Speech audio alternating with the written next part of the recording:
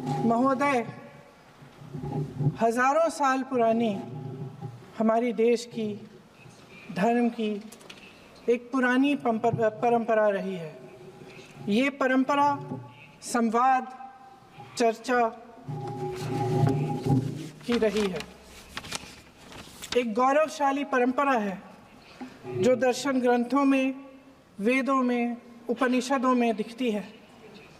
वाद विवाद और संवाद की हमारी पुरानी संस्कृति है।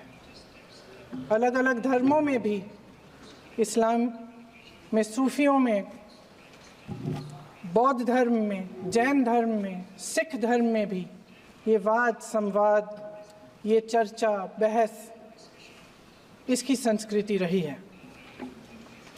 इसी परंपरा से उभरा हमारा स्वतंत्रता संग्राम।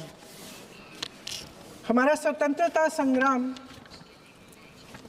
विश्व में एक अनोखा संग्राम था, एक अनोखी लड़ाई थी जो अहिंसा और सत्य पर आधारित थी। ये वाद संवाद की जो परंपरा है, इसको इस संग्राम ने आगे कैसे बढ़ाया? क्योंकि ये जो संग्राम था, ये जो लड़ाई थी हमारी आज़ादी के लिए, एक बेहद लोकतांत्रिक लड़ाई थी। इसमें देश के किसान, देश के जवान, देश के मजदूर, देश के अधिवक्ता, देश के बुद्धिजीवी, चाहे किसी भी जाति के हों, चाहे किसी भी धर्म के हों, चाहे किसी भी भाषा को बोलते हों, सब इस स्वतंत्रता संग्राम में शामिल हुए। सब ने हमारे देश की आज़ादी की लड़ाई लड़ी।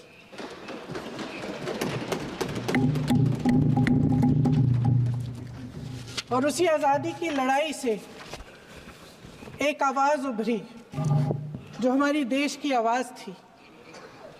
वो आवाज़ ही आज हमारा संविधान है।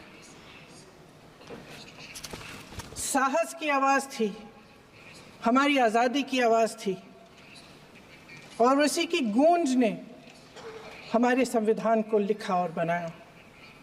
ये सिर्फ एक दस्तावेज नहीं है। बाबा साहेब अम्बेडकर, मौलाना आज़ाद जी, राजगोपालाचारी जी और जवाहरलाल नेहरू जी और उस समय के तमाम नेता, जैसे आपने कहा, इस संविधान को बनाने की जो कार्य में सालों के लिए जुटे रहे। हमारा संविधान